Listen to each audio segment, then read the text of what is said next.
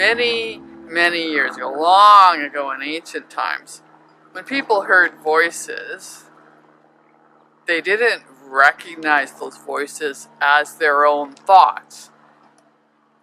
For them, it was voices of the ancestors or the gods. And at some point, people started to know that those were their own thoughts, that they recognized themselves as thinking. So fast forward to modern times, more or less with Jung, who described our inner world as this vast, fathomless depth of subconscious. And with percolating with so many influences and voices.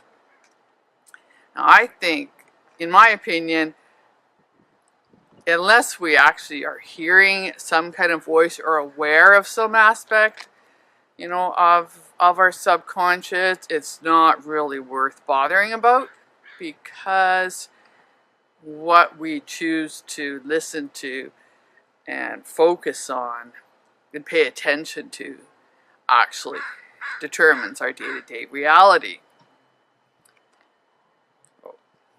We can have all kinds of thoughts and voices and inner voices, and it can be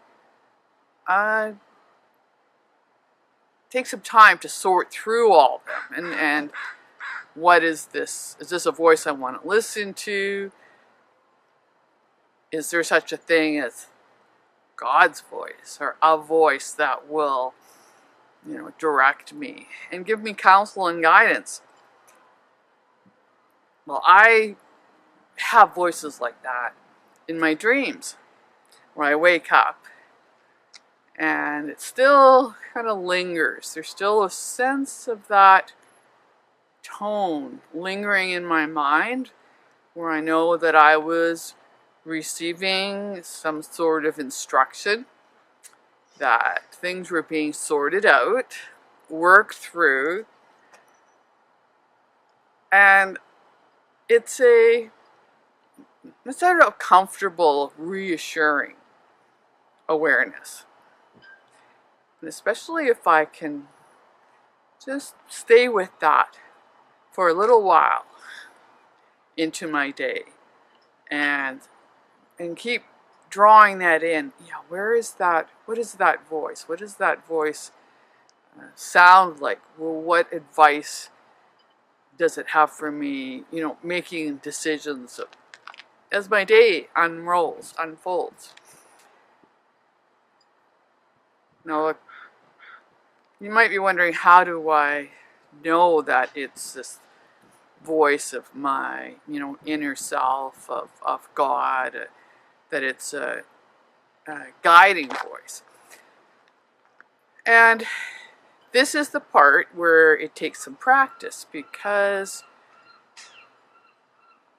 when I listen to this voice and I recognize it, it's because it has a calming, reassuring feel to it.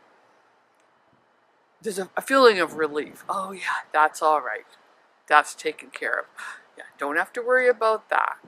Yeah, don't need to think about that. It's always kind of wanting to keep me in this space of just, of enjoying the day, enjoying the moment, hearing the birds, feeling the sunshine, enjoying my cup of coffee.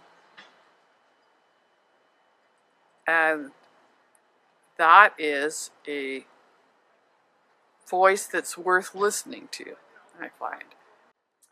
So there are practices that can help to calm our minds so that we're more receptive to hearing the voice of our inner self, our inner guide.